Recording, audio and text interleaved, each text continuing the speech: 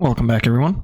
In the last video, we learned how we can nest loops inside each other, and with this, we created a program that would print a grid of hash marks. And at the end, I mentioned that wouldn't it be great if we had a print grid function that would take an input, such as a number, and it would print a grid of that size. However, no function like that exists.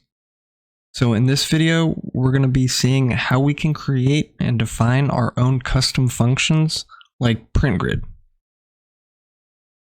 We've already learned that functions are just the implementation of some algorithm, and that functions can take inputs and they can give outputs, but it turns out that functions can also have what are called side effects. And we've seen examples of all of this. We've been using the function printf quite a bit up to this point. And printf is a great example of a function that takes as input a string, such as the string that we want to print out, and instead of returning a value back to us, it'll perform some side effect, some action, like printing something to the screen. And we've also made use of these get functions from the third-party library that we installed. We saw functions like getString and getInt that would help us get input from the user. And these functions are a great example of functions that take input, performs some side effect, and also returns a value back to us as output. We saw that we could use the getInt function as follows. We could call the function using the name getInt, followed by open and close parentheses. And then we can pass as input a string, which will be printed to the screen, or in other words, a side effect. But if we wanted to do anything with the return value, or the integer that the user actually enters, then we have to store that in a variable. We saw that we could do that by calling the function getInt and assigning it to a variable called age, for example. So it's important to understand that functions can perform side effects, and that functions can take inputs and return outputs. For our example, we want to create a function called printgrid that is going to take as input a number or an integer, and it doesn't need to return anything back to us. It just needs to use the number it gets as input to print a grid of that size. So this function will take an integer as input and it will perform a side effect, but it's not going to return anything as output. Let's jump over to our Ubuntu virtual machine and see how we can implement this function printgrid. So I'll start by opening the terminal. We'll change directory into my tutorials folder, and I'll use code dot to open up VS Code in this directory. Now I'll exit out of these files from earlier, and we'll go ahead and just save them just to be sure. I'm going to create a new file. We'll call this grid.c. And in here, I'm going to do my normal boilerplate of hash include stdio.h, int main void, my curly brackets, my return 0. Now I also want to include the CS50 header file, so that I have access to the function getInt. So I'll include cs50.h. To define a custom function in C, we're going to come outside of this main, and we'll use the following syntax. We can type the name that we want to give this function. In our case, we want this to be called printgrid. We can follow this by open and close parentheses, and inside these parentheses, we're going to define a variable to represent the inputs to this function. We do this by typing the data type that we want this to be. In our case, we want this function to take an integer as input. So we'll type int, and then we're going to give this a name, just like we would a variable. And you'll often hear these inputs to functions called parameters or arguments. In this example, let's call this parameter grid size to represent the size of the grid. Now we need to supply the outputs to this function. To do this, we would prefix the name of the function with the return type or the output type. In our example, this function isn't going to have any outputs. And if this is the case, we can use this keyword void. And I know that this syntax is kind of strange, but just remember that we do the return type followed by the function name, and inside these parentheses, we define a variable to represent the inputs. And after this, on a new line, we'll put our open and closed curly brackets. So this is saying that I want to create a custom function called printGrid that takes an integer called grid size as input, and it doesn't return anything, hence this keyword void. And this keyword void just means nothing, essentially. And if we wanted a function to have no inputs for whatever reason, we could replace this with void as well. And this would say that we are wanting a function called printGrid that takes no inputs and gives no outputs. In our case though, we do want this to take an input of the grid size. Now inside these curly brackets, we can write the code that we want to run when we call or use this function. So let's implement this, because it's going to be almost identical to our previous nested loop example. When we call this function, we want it to print a grid of hashes using the number that we give it as input for the size of the grid. For example, if we wanted to print a 3x3 grid, we could say print grid and pass in the integer 3. If we wanted to print a 5x5 grid, however, we would put a 5 here instead. So let's implement this. And we already know how, albeit not by using a function, but it's going to be very similar. We're going to define our outer loop. We can say for int I is equal to 0. I is less than the grid size, because we want this loop to run as many times as the user enters. If we want a 5x5 grid, we want this to run 5 times. And finally, we update our variable. And we open our curly brackets. Now we can define our inner loop, which is basically the same. Say int j is equal to 0. J is less than grid size. J++. And then in these parentheses, all we wanted to do was use printf and print a single hash. Then after this inner loop completes, we're going to want to print out a new line. So now we have defined this function called printGrid that takes an integer as input and will print a grid of that size. And again, this keyword void just tells us that this function doesn't return any output. It just performs a side effect, like printing something out. And now we can use this function up here in the main part of our program. To do that, we can call the function printGrid by typing its name, followed by open and close parentheses, and we can pass our input inside of these parentheses. Let's pass 3 to start out. I'll save this, and I claim that this is going to print a 3x3 grid. However, there's one last thing that we need to do. It turns out that C code is read by the compiler from top to bottom. And when it gets to this line 6, it hasn't seen the definition of printGrid just yet. I could highlight all this, and I can cut it, and I can paste it above our main function.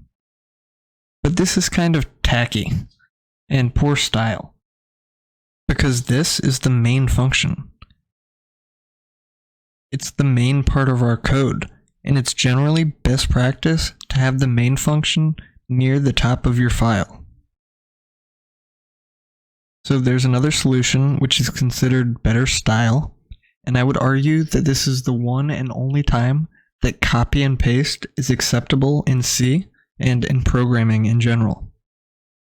We can copy just this first line of the function where we're defining the return type, the name, and any inputs, and we can paste this above main and end it with a semicolon. And this is what's called a function prototype. And it's just a hint to the compiler that this function will exist somewhere in our code. And by doing this, the compiler will just trust that you have defined this function somewhere in your code. So I'll save this, and I'm just going to minimize this and bring it over here so we can see our terminal as well. And we'll compile this using gcc-o grid.c. And since we're using the CS50 header file, we also have to give the argument -l CS50. If we hit enter, we can see that we get no errors, so that's a good thing. And now we can run this with /grid. And we can see that we get our 3x3 grid. Let's come back over here and we'll change this 3 to a 5. We'll resave, we'll recompile, and we'll rerun, and we can see that we get our 5x5 grid now. But now we have implemented the functionality of printing out this grid into its own function. But we don't need to just pass 3 or 5 to this function. We could get a little more creative, and let's let the user decide how big this grid should be. How about we take some input from the user and then pass that as an argument to this function?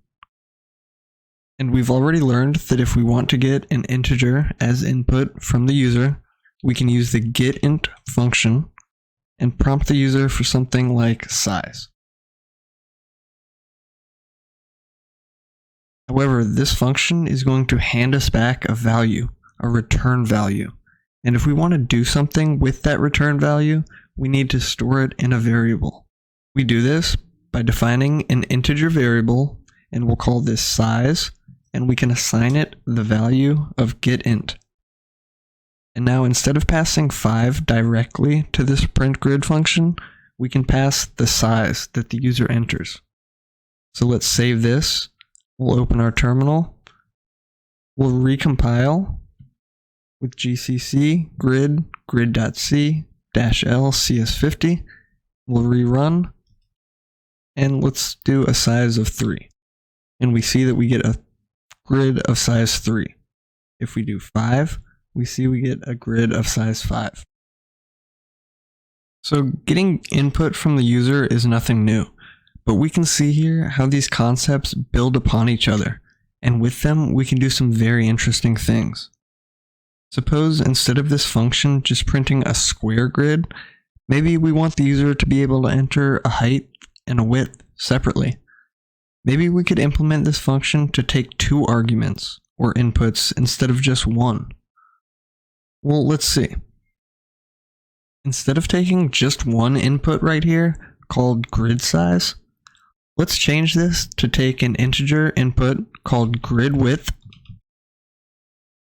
And if we want to use more than 1 input here, we can separate them by commas.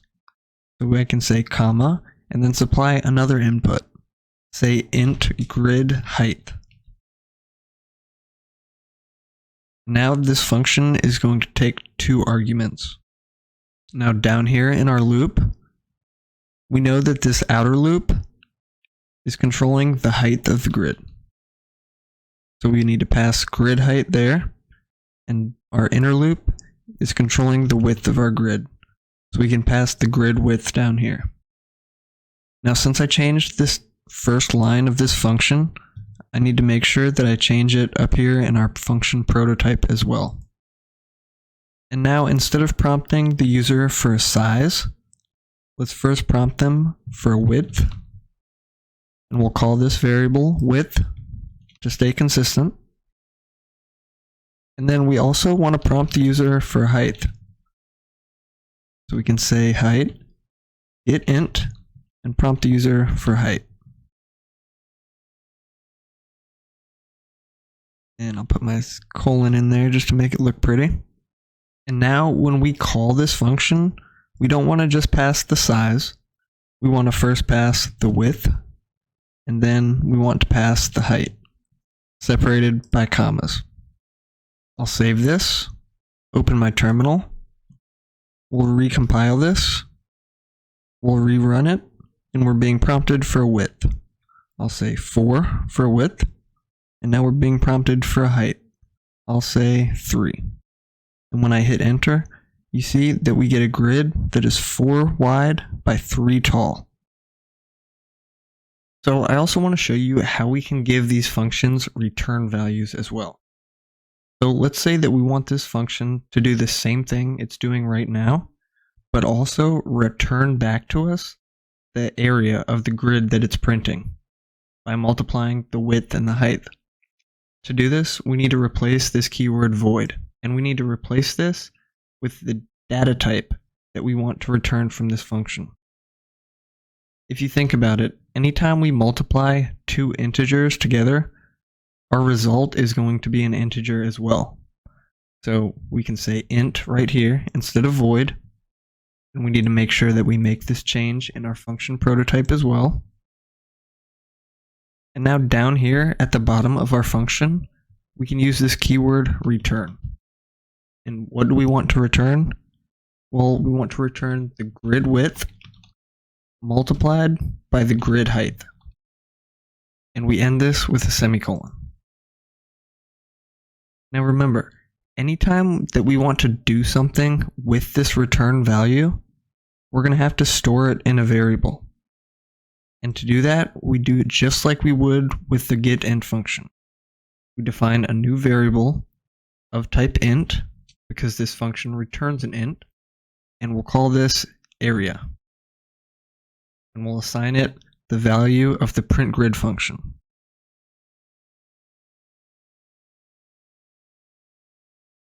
And now all we're going to do with this is print it out. So we can use printf, and we'll say area. And to pass this variable in, we use our format codes. And if you remember, to pass in an integer, we use %i, and we'll use \n to put a new line in there. And then we need to pass area as a second argument to printf, followed by a semicolon. Now let's save this. We'll open the terminal, recompile, rerun. We're being prompted for a width, so I'll say 3, and we're being prompted for a height. I'll say 3 as well. And you can see that we still print our 3 by 3 grid, but it's also telling us that the area of this grid is 9, because 3 times 3 is 9. Let's do this again. We'll enter 5 and 4, and our area is 20, just as we expect. So this is how we can define and use our own custom functions. However, I promised that we would talk about this int main void that we've been writing arbitrarily this whole time. And I think at this point, you might be able to glean what this is. I've already explained this as the main function, and now you can kind of see that. Apparently, main is the name of this function. It returns an integer, and we can see down here with this line return 0, that is in fact the case. And the main function doesn't take any input, hence this keyword void. The main function is special, however, because we've never had to actually call the main function. We had to call our printGrid function. We have to call our printf function. Never did we have to actually call the main function. The compiler is going to do this for us. And every program in C needs this main function, because it's what the compiler is going to execute. And this return 0 is just convention. When we get to this line, the compiler knows to exit this main function and return a 0 to the operating system to indicate that this program has exited without any issues. You'll see later on how we can use these return values to indicate that our program did run into some issue. More on that later. But again, this is why we've been writing int main void and these curly brackets this whole time. We've been defining our main function, or the main part of our program. And now that we see the syntax for defining our own custom functions, it's easier to see that this main is in fact a function, albeit a special one. Let me go back to my terminal and rerun this. But instead of typing an integer for the width, what if I type something other than an int? What if I typed like cat, for example, which is a string? Well, we can see that our program is going to reprompt us, and this is to say that the getInt function is going to handle this corner case of us not cooperating. But what if we do type an integer, but a negative integer, like -4? And we see that getInt accepted that, because -4 is an integer. It's just not a positive integer. What if we type another -4 for the height, and we hit enter? And so we can see that our program kind of failed. It printed an area of 16. It printed no grid at all, and you can kind of see why. -4 times -4 is in fact 16. But how can you print a grid of -4 by -4? You can't. So the program didn't know what to do. And this is an example of a bug. So in the next video, we'll see how we can validate the user's input and force them to enter a positive int by reprompting them if they enter anything other than a positive integer. And to do this, we'll use what's called a do-while loop that I briefly mentioned in a previous video. Thank you all so much for watching, and thank you for all the support. If you found this video helpful, make sure to hit that like button so that I know you want to see more content like this in the future.